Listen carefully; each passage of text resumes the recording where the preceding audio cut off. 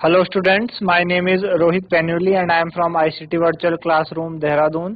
कैसे हैं आप सभी? मेरे ख्याल से बहुत अच्छे होंगे, फिट होंगे, फाइन होंगे। हम बात कर रहे हैं क्लास 12 केमिस्ट्री, जिसके अंदर हमारा चल रहा है चैप्टर नंबर 2 सॉल्यूशन।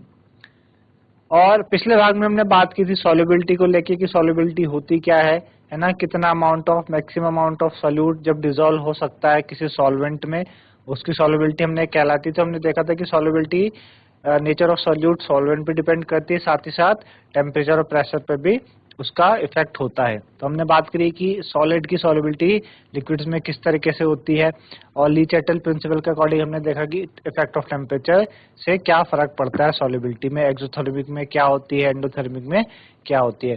प्रेशर का इफेक्ट सॉलिड्स की सॉल्युबिलिटी पे पड़ता है नहीं, क्योंकि सॉलिड्स आपके इनकम्प्रेसिबल है, लिक्विड भी इनकम्प्रेसिबल है ना। तो आज हम बात करेंगे solubility of gas in liquid, है ना, कि गैसेस जब डिसॉल्व होते हैं लिक्विड में तो उसकी सॉल्युबिलिटी किस तरीके से देखी जाती है। आपने देखा कि अक्सर जो एक्वेटिक एनिमल्स होते हैं, है ना, जो ब्रीथ वगैरह करते हैं अंडर वाटर, तो ऑक्सीजन डिसॉल्व होती है वाटर में, तो किस तरीके से उसकी सॉल्युबिलिटी होती है, क्या चीजें होती हैं उसके बारे में, तो वो हम सारी बातें आज समझेंगे। तो उसी को समझने के लिए चलते हैं बच्चों स्मार्ट बोर्ड की तरफ।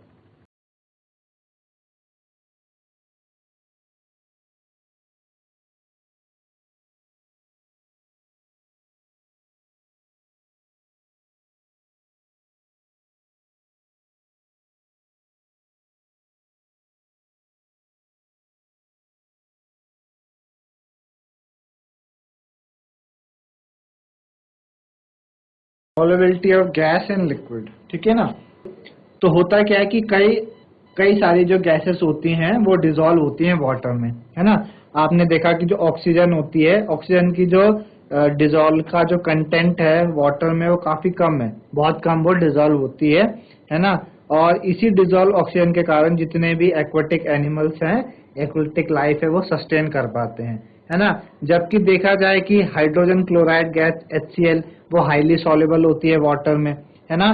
तो solubility of gas in liquid वो आपकी काफी ज्यादा इफेक्ट करती है प्रेशर के कारण और टेम्परेचर के कारण भी, ठीक है ना, प्रेशर के कारण भी और टेम्परेचर के कारण भी। तो सबसे पहले हम बात करेंगे किसकी, effect of pressure, effect of pressure की।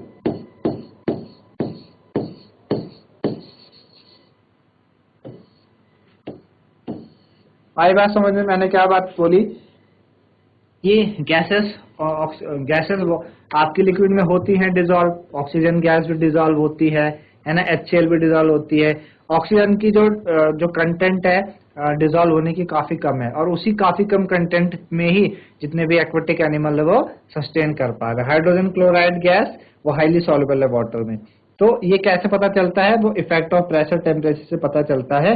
तो सबसे पहले हम बात करेंगे इफेक्ट ऑफ टेम्परेचर की, ठीक है ना, इफेक्ट ऑफ टेम्परेचर की। तो जो सॉल्युबिलिटी ऑफ गैस होती है वो टेम्परेचर प्रेशर बढ़ाने से इंक्रीज करती है, ठीक है ना। Solubility increases by increasing pressure.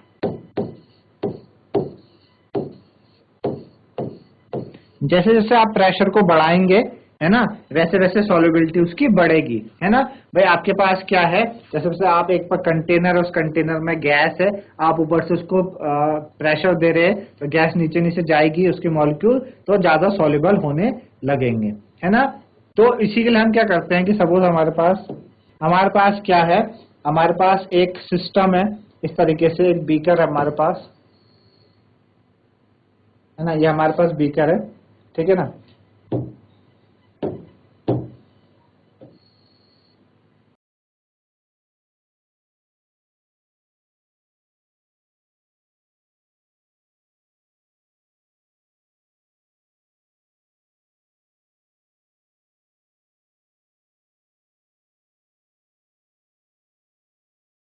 ये क्या है, पिस्टन,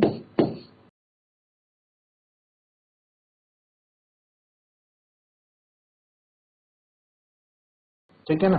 चलिए, और ये आपके पास क्या, इसके अंदर गैस भरी है, और अगर हम मॉलिक्यूल्स की बात करूं,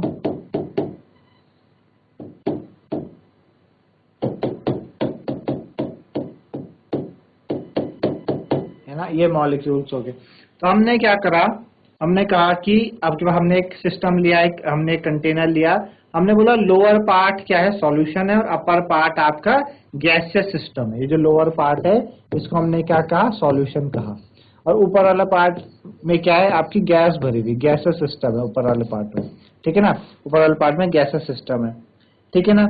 कब है, जब प्रेशर हमने P ले रखा हो और टेम्परेचर हमने T ले रखा हो, है ना। अच्छा, जब हम बात करते हैं कि हमने बोला कि ये जो सिस्टम है ये क्या है, डायनेमिक इक्विलिब्रियम में है। हमने माना कि सिस्टम इक्विलिब्रियम में, इक्विलिब्रियम में होने का क्या मतलब है कि भाई इस कंडीशन में जितने गैस पार्टिकल अंदर आ रहे हों और जितने बाहर जा रहे हो सॉल्यूशन फेज से सेम होगा, जितने गैस के पार्टिकल अंदर आ रहे हैं सॉल्यूशन के अंदर और जितने बाहर जा रहे हैं सेम होगा। इक्विलिब्रियम में यही तो कंडीशन होती है ना। इक्विलिब्रियम मतलब दोनों तरफ क्या चलती है, सेम कहानी चलती है, ठीक है ना। अब हमने क्या करा, हमने प्रेशर को बढ़ा दिया।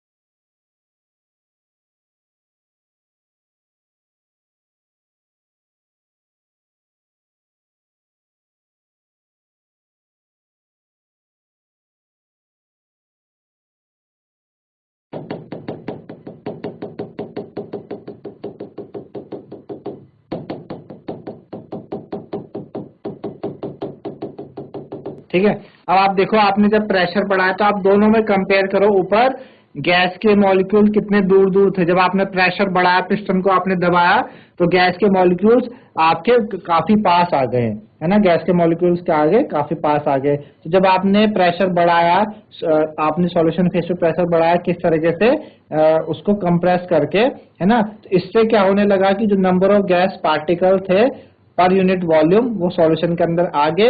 दूसरा जो रेट था, जिस रेट से गैस पार्टिकल आपके सॉल्यूशन के सरफेस पे आ रहे थे वो भी बढ़ गया। यानी यहां से क्या होने लगा कि सॉल्युबिलिटी गैस की बढ़ गई, जब तक नया इक्विलिब्रियम हमारे पास अचीव नहीं हो पाता, है ना। जब तक हमारे पास नया इक्विलिब्रियम अचीव नहीं होगा तब तक गैस की सॉल्युबिलिटी बढ़ती चले जाएगी, है ना। और एक कब हो रहा है, जब हम प्रेशर बढ़ा रहे हैं अबव द सॉल्यूशन फेज, तो सॉल्युबिलिटी बढ़ रही है। तो हेनरीज ऐसे पहले साइंटिस्ट थे जिन्होंने क्या किया था, प्रेशर और गैस की सॉल्युबिलिटी के बारे में एक रिलेशन दिया जिसको हेनरी लॉ कहते हैं, है ना। क्या थे, हेनरी एक पहले ऐसे साइंटिस्ट थे जिन्होंने क्या किया था, प्रेशर और गैस की सॉल्युबिलिटी के बारे में एक क्या दिया था, एक लॉ दिया था जिसको उन्होंने क्या कहा, हेनरी लॉ कहा, है ना, हेनरी लॉ कहा। और लॉ की अगर हम बात करें तो ये जो लॉ होता है ये होता है आपके पास कांस्टेंट टेम्परेचर पे, है ना, कांस्टेंट टेम्परेचर पे लॉ होता है। तो लॉ ने क्या बोला, लॉ ने कहा था कि भाई जो गैस की सॉल्युबिलिटी होती है, हेनरीज लॉ, ठीक है ना। लॉ क्या कहता है कि जो सॉल्युबिलिटी ऑफ गैस है वो डायरेक्टली प्रोपोर्शनल है पार्शियल प्रेशर ऑफ गैस के, है ना, पार्शियल प्रेशर ऑफ गैस के। कि भाई आपके पास एक पिस्टन है और यहाँ पे आपके पास एक गैस है N2 भी है, आपके पास O2 भी है, आपके पास H2 भी है, इसका PN2 पार्शियल प्रेशर हो गया, इसका PO2 पार्शियल प्रेशर हो गया, इसका PH2 पार्शियल प्रेशर हो गया।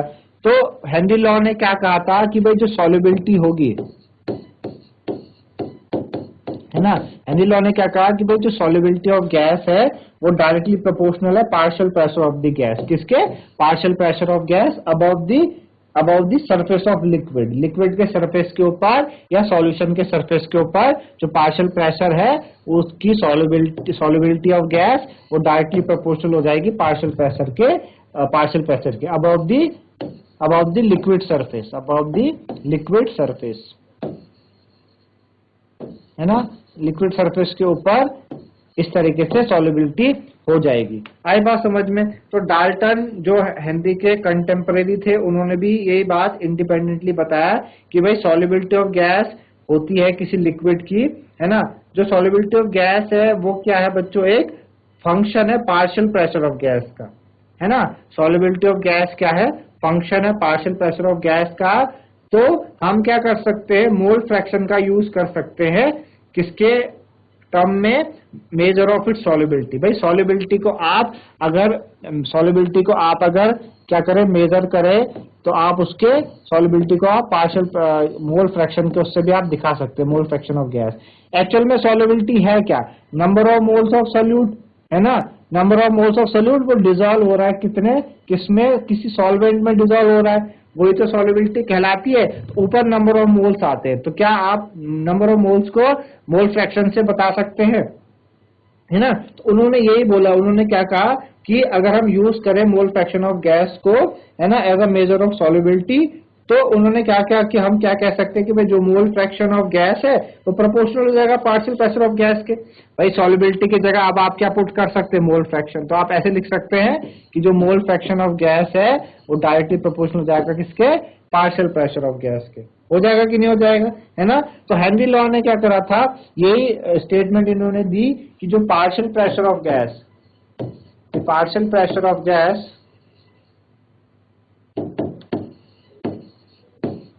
the partial pressure of gas is directly proportional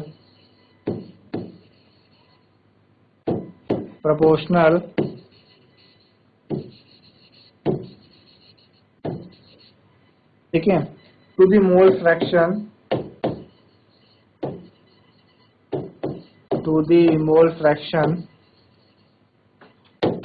ठीक है ना, of the gas, to the mole fraction of the gas, ठीक है ना। तो ये हेनरी लॉ ने स्टेटमेंट दी थी कि जो पार्शियल प्रेशर होता है गैस का वो डायरेक्टली प्रोपोर्शनल हो जाता है किसके, मोल फ्रैक्शन ऑफ गैस के।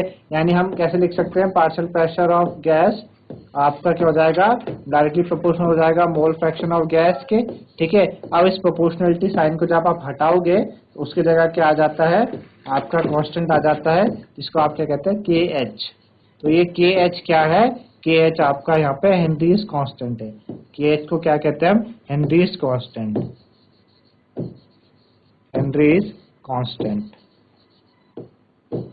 ठीक है ना। तो ये आपके पास क्या था, हेनरी लॉ था। तो ये हेनरी लॉ ने ये स्टेटमेंट दी थी, है ना। तो क्या आप इसको ऐसे लिख सकते हैं, के एच को हम ऐसे लिख सकते हैं, partial pressure of gas upon soluble ये मोल फ्रैक्शन ऑफ गैस। और हमने देखा कि जो पार्शियल प्रेशर ऑफ गैस जो आपके पास मोल फ्रैक्शन ऑफ गैस है और हेनरीज कांस्टेंट दोनों इनवर्सली प्रोपोर्शनल है ना। अब इनके बीच में अगर आप ग्राफ बनाएं, किसके बीच में, पार्शियल प्रेशर के बीच में, पार्शियल प्रेशर ऑफ गैस, ठीक है ना, और मोल फ्रैक्शन ऑफ गैस, दोनों क्या है, डायरेक्टली प्रोपोर्शनल है एक दूसरे के, डायरेक्टली प्रोपोर्शनल है। तो ग्राफ ऐसा आपका इस तरीके से स्लोप आता है। अगर आप इसका टेंजेंट निकाले थीटा, ठीक है ना, तो यहाँ पे टेन थीटा क्या बन जाएगा, टेन थीटा आपका क्या बन जाएगा, partial pressure of gas upon mole fraction of gas, ठीक है ना, partial pressure of gas upon mole fraction of gas. तो यहाँ से हमने देखा कि हेनरी लॉ की क्या value I, partial pressure of gas और मोल फ्रैक्शन ऑफ गैस, ठीक है ना। और देख रहे हैं दोनों के दोनों इनवर्सली प्रोपोर्शनल है, यानी जो मोल फ्रैक्शन है वो इनवर्सली प्रोपोर्शनल है किसके, पार्शियल प्रेशर ऑफ गैस के। कहने का मतलब कि अगर आप हेनरी लॉ की जो हेनरीज कांस्टेंट की वैल्यू अगर इंक्रीज करेगी, ठीक है ना, तो पार्शियल प्रेशर की वैल्यू क्या कर जाएगी, डिक्रीज कर जाएगी, इनवर्सली प्रोपोर्शनल है। और वही अगर केएच की वैल्यू डिक्रीज करेगी, ठीक है ना, तो पार्शियल प्रेशर ऑफ गैस की वैल्यू क्या कर जाएगी, इंक्रीज कर जाएगी, क्योंकि क्या है, दोनों के दोनों क्या है, इनवर्सली प्रोपोर्शनल है आपस में। आधी बात समझ में है ना। हेनरीज लॉ आपको समझ आया कि हेनरी लॉ एक्चुअल में कहता क्या है, ठीक है। तो हेनरी लॉ इस तरीके से बात करता है। तो अलग अलग गैसेस की क्या होती हैं, डिफरेंट गैसेस की डिफरेंट केएच वैल्यू होती है सेम टेम्परेचर पे। इससे हमें ये पता चलता है कि जो केएच है वो क्या है, function of nature of gas, यानी केएच किस पे डिपेंड कर रहा है, नेचर ऑफ गैस पे डिपेंड कर रहा है। तो बेसिकली हम बात करें भाई कि ये जो केएच है वो किस पे डिपेंड करता है, केएच डिपेंड करता है नेचर ऑफ गैस पे, depend on nature of gas. ठीक है ना, नेचर ऑफ गैस पे डिपेंड करेगा कि गैस कैसी है, किस तरीके की गैस है, उस पे क्या करेगा आपका KH क्या करेगा, डिपेंड करेगा। तो हायर अगर क्या करो KH की वैल्यू बढ़ा दो, जैसे मैंने बात करी, तो सॉल्युबिलिटी कम हो जाती है, लोअर उसकी सॉल्युबिलिटी हो जाती है। अगर KH की वैल्यू घटा दो तो सॉल्युबिलिटी गैस की बढ़ जाती है ना। जैसे कि अगर हम एग्जांपल देखें, हमारे पास क्या है, ये हमारे पास कुछ गैसेस हैं, जैसे कि हमारे पास हीलियम हो गई, ठीक है ना, और नाइट्रोजन हो गई, ठीक है, और ऑक्सीजन हो गई, ठीक है ना, ये गैस है। और ये हमने क्या करा, इनकी वैल्यू देखी, KH की वैल्यू इसकी लगभग हमने बोला 144 के आसपास, N2 की 76 के आसपास, इसकी 35 के आसपास, है ना। तो आप देखो मैंने पीछे क्या बोला, ये हम बात करेगा सॉल्युबिलिटी की बात करें, है ना। तो जितनी ज्यादा KH की वैल्यू उतनी कम सॉल्युबिलिटी, तो He की वैल्यू सबसे ज्यादा है तो उसकी सबसे कम सॉल्युबिलिटी, तो लगभग ये क्या होती है, इनसॉल्युबल होती है, इनसॉल्युबल होती है। N2 की वैल्यू KH थोड़ी कम है तो ये सॉल्युबल हो जाती है ना, लीस्ट सॉल्युबल हम कह सकते हैं इसको,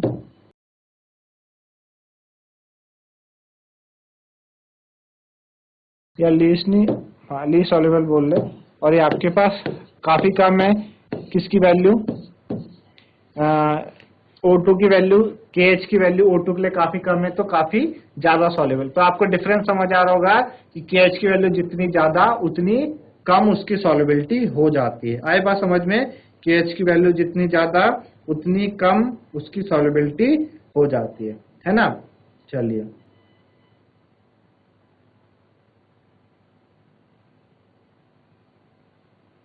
ठीक है ना। अच्छा, एक तो ये बात, दूसरी बात, अगर आप टेम्परेचर बढ़ाते हैं, अगर आप टेम्परेचर बढ़ाएं तो टेम्परेचर बढ़ाने से सॉल्युबिलिटी गैस की क्या हो जाती है आपके, अगर आप टेम्परेचर बढ़ाएं, है ना, टेम्परेचर बढ़ाने से क्या होगा, जो सॉल्युबिलिटी ऑफ गैस है वो बढ़ेगी टेम्परेचर घटाने से, तो बढ़ाने से कम हो जाएगी।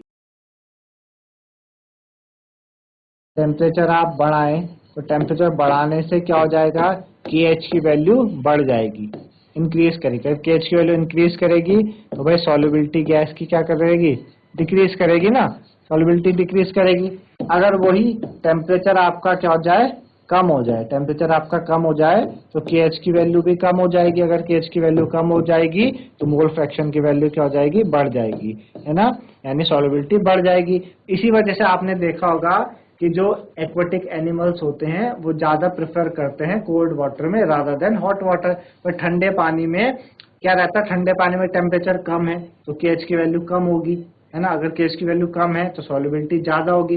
गर्म पानी में KH की वैल्यू ज्यादा तो सॉल्युबिलिटी कम। इसी वजह से आपके जो एक्वेटिक एनिमल्स होते हैं वो ठंडे पानी में रहना पसंद करते हैं एज कम्पेयर टू गर्म पानी। गर्म पानी में आप रखोगे तो वहां पे गैसेस कम डिजोल्व होंगी तो वो ब्रीथ नहीं कर पाएंगी, तो अल्टीमेटली क्या होगा पाए, वो सरवाइव नहीं कर पाएंगे, है ना। इसी वजह से क्वेश्चन भी कई बार पूछते हैं, बोर्ड में भी कई बार क्वेश्चन आ चुका है कि why aquatic animals,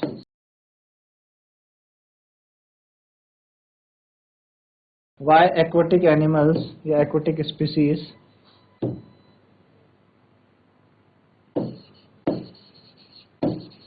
why aquatic species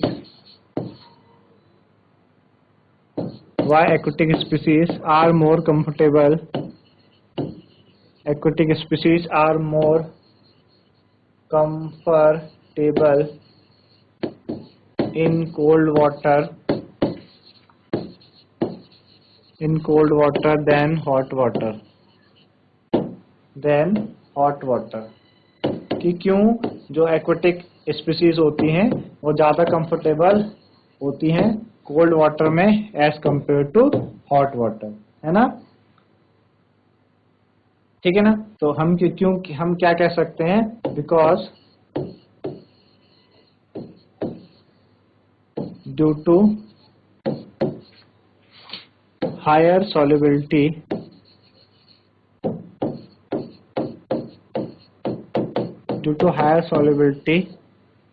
of gases in cold water, है ना। हाई solubility जो गैसेस की सॉल्युबिलिटी होती है वो हायर होती है कोल्ड वाटर में, है ना, due to higher solubility of gases in cold water.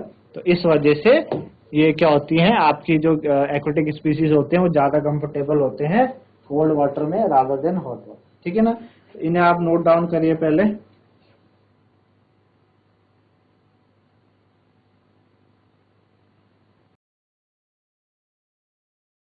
पहले तो इफेक्ट ऑफ प्रेशर में सॉल्युबिलिटी बढ़ेगी टेम्परेचर बढ़ाने से। तो इस तरीके से आज हमने बात करी गैस की सॉल्युबिलिटी लिक्विड में क्या होती है ना। इफेक्ट ऑफ प्रेशर, प्रेशर बढ़ाने से सॉल्युबिलिटी बढ़ जाती है। हमने देखा हेनरीज लॉ, हेनरी लॉ में हमने देखा कि हेनरी लॉ में होता क्या है कि पार्शियल प्रेशर आपका डायरेक्टली प्रोपोर्शनल है मोल फ्रैक्शन के। हेनरीज कांस्टेंट देखा हमने, हेनरीज कांस्टेंट की वैल्यू अगर ज्यादा होती है तो सॉल्युबिलिटी कम हो जाती है। इसी वजह से हमने देखा कि जो एक्वेटिक स्पीसीज होती है वो कोल्ड वाटर में रहना पसंद करती है हॉट वाटर के कंपेयर में, है ना, क्योंकि टेम्परेचर बढ़ने से सॉल्युबिलिटी कम हो जाती है, ठीक है ना। तो इतना समझ आएगा आपको। अगले भाग में हम बात करेंगे एप्लीकेशन ऑफ हेनरीज लॉ, है ना, क्या क्या एप्लीकेशन है, क्या क्या इसका यूज होता है। तो आज के लिए इतना ही था, धन्यवाद, हैव अ नाइस डे।